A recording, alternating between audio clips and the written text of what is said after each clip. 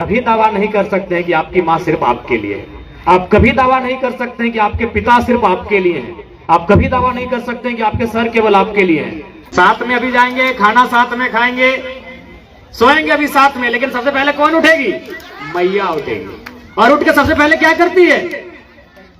सबसे पहले तो झाड़ू पोछा करती है, चूल्हा जलाती है, बर्तन मांजती है, फिर खाना बनाती है। अच्छा एक बात बता, मम्मी लोग सामने जाके पूछो तो क्या उनका सही में अपने लिए वैसा करती है?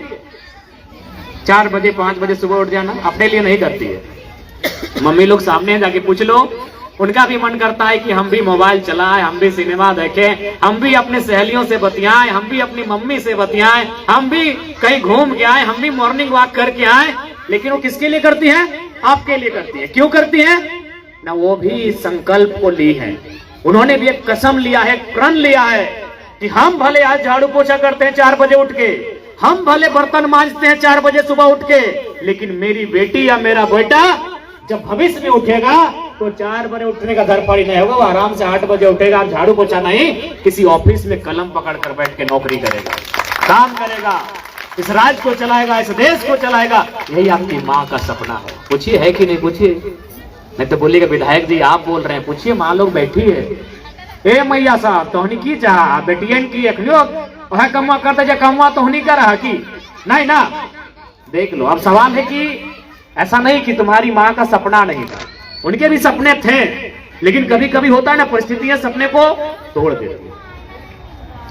घर की स्थितियां, समाज की स्थितियां, आर्थिक स्थितियां कभी कभी हमारे सपनों को तोड़ देती है। तो शायद आपके माता पिता ने जो सपना देखा था अपने समय में, जब वो जवान थे या फिर जब वो स्कूल जाने वाले बच्चे थे, उस समय उन्होंने जो सपना शायद देखा था वो सपना पूरा नहीं कर पाए। लेकिन इसका मतलब ये नहीं कि उनके सपने खत्म हो गए हैं। वो सपना जो उन्होंने अपनी आंखों से देखा था, अब वो चाह रहे हैं आपकी आंखों से पूरा होते हुए देखना। अभी आप पे डिपेंड करता है कि यानी अब आपका सपना केवल आपका नहीं है। जैसे बहुत सारे लोग कहते हैं ना, मेरी जिंदगी मेरा चॉइस है। ये सही बात है? बताइए तो। अगर आपका बापूजी बोले कि मेरी लाइफ मेरा चॉइस है, हम तुम्हारे लिए 1 रुपया नहीं कमाएंगे, तो क्या करिएगा? अगर जैसे आजकल के बच्चे जो थोड़ा सा ये बोलने लगे हैं, मेरी लाइफ मेरी चॉइस, मेरी प्राइवेसी, मेरा लाइफ, हम अपनी जिंदगी को जिएंगे, तो आपके पापा भी बोलने लगे, आपकी मम्मी भी बोलने लगे, मेरा जिंदगी मेरा चॉइस, तुम जाओ बेटा समझो, तो क्या होगा? इसलिए आपकी जिंदगी आपका चॉइस नहीं, आपकी जिंदगी में बहुत सारे लोगों की उम्मीदें हैं, बहुत सारे लोगों के टूटे बिखरे सपने हैं आपकी जिंदगी के साथ। उम्मीदें हैं, आपकी जिंदगी केवल जिंदगी नहीं है, किसी की उम्मीदें हैं, टूटी हुई उम्मीदें हैं जिनको आपको पूरा करना है। ये जिंदगी महज केवल आपकी नहीं है। आप जो सुबह अपनी पीठ पर जो स्कूल का बैग लेकर आते हैं, जिसमें कितना वजन होता है? तो 1-2 किलो का होगा। कुछ किताबें होंगे, इंस्ट्रूमेंट का बॉक्स होगा, टिफिन का बॉक्स होगा, कुछ पेंसिल होंगे, रबर होंगे, कटर होंगे, इतना ही वजन है ना? लेकिन आप एक वजन है जिसको आप देख नहीं पाते हैं, वो वजन है आपके माता पिता के सपनों का, जिसे आप देख नहीं पाते हैं और अभी आप अनुभव भी नहीं कर पा रहे, क्योंकि अभी आप बहुत बच्चे हैं। जब आप स्कूल को पार करेंगे, कॉलेजों में जाएंगे, और जब उस समय थोड़ा सा आप परिपक्व हो जाएंगे, आपका मानसिक स्तर वृद्धि होगा, उस समय जैसे आपकी जो पीछे हमारी 2 बहन जो आपकी मैडम है ये खड़ी है, ये अनुभव कर रही है। आपके पीछे जो आपकी डिप्टी प्रिंसिपल मैडम है वो अनुभव कर रही है। आपके जो बेंच में हेडमास्टर साहब बैठे हैं वो अनुभव कर रहे हैं। बच्चों, आप अनुभव नहीं कर रहे हैं, क्योंकि आपको अभी 2-4 साल लगेगा उसको अनुभव करने में। आप देख भी नहीं पा रहे, उसको तो देख कोई नहीं पाएगा, लेकिन अनुभव करेगा।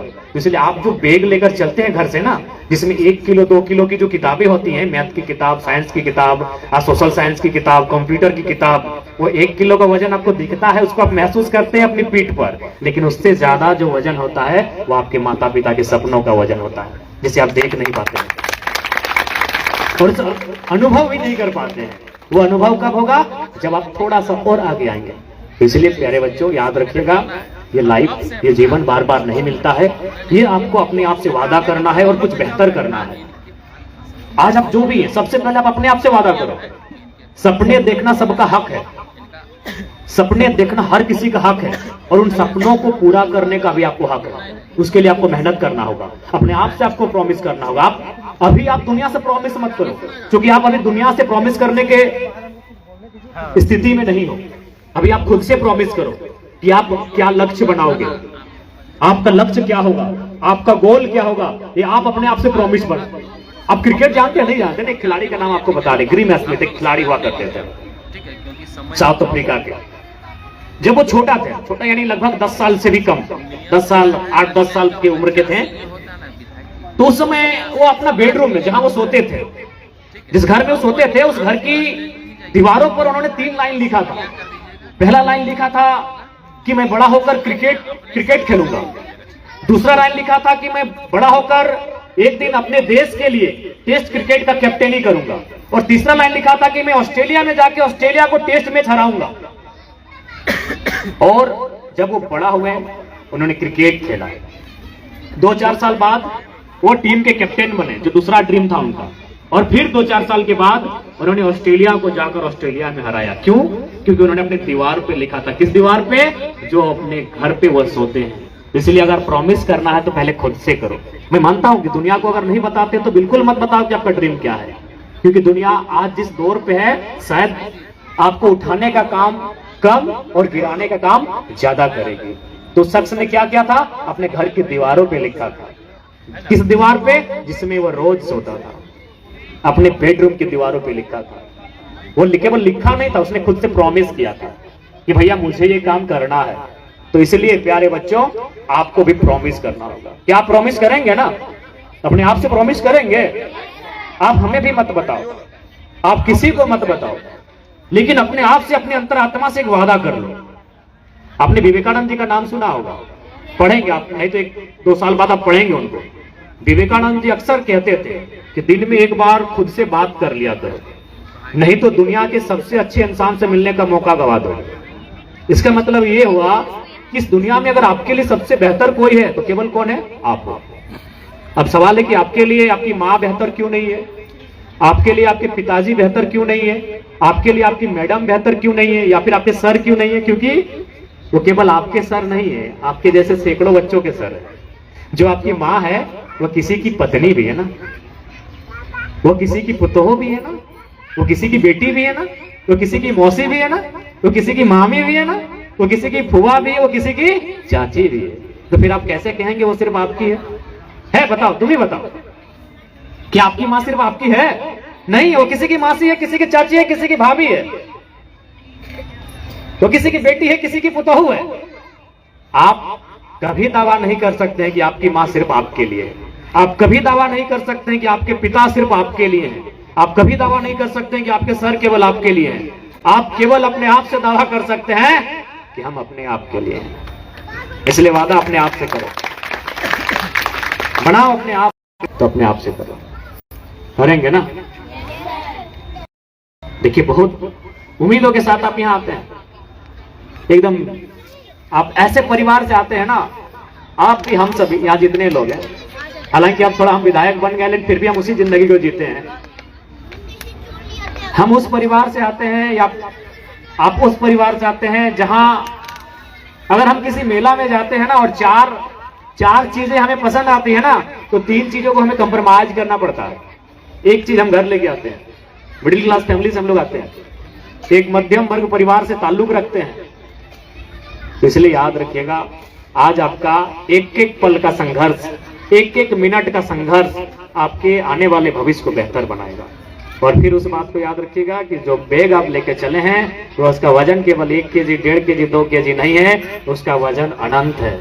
उसमें आपके माता पिता के सपने छुपे हैं, जो आज नहीं, कुछ सालों के बाद उसका आपको अनुभव होगा।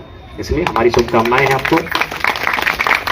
और एक बात, चूंकि आज अगर हम अपने आप को पाते हैं झारखंड राज्य में, अपने आप को अगर हम पाते हैं, मैंने अगर अपना स्थान बनाया, मैंने अगर पूरे राज्य में अपने आप को लोगों के बीच जाके रखा, लोगों ने मुझे जाना, पहचाना, सम्मान दिया, तो मेरा मानना है उसमें पहला कारण मेरी पढ़ाई है। अगर हम पढ़े लिखे नहीं होते, अगर हम तेज तरार नहीं होते हैं, अगर इन चीजों को इतनी अच्छी तरीके से हम नहीं रखते हैं, नहीं बात करते हैं, या फिर तो हमें लगता है कि हम विधायक तो बन जाते, लेकिन राज्य में जो आज हमें सम्मान मिला है वो नहीं मिल पाता। इसलिए मेरा मानना है कि मेरी पढ़ाई, मेरी शिक्षा जो मुझे यहाँ तक लेकर आई है। और आपके लिए मैं आपको बता दूं कि अभी हमारी पढ़ाई जारी है, अभी भी हम पढ़ रहे हैं।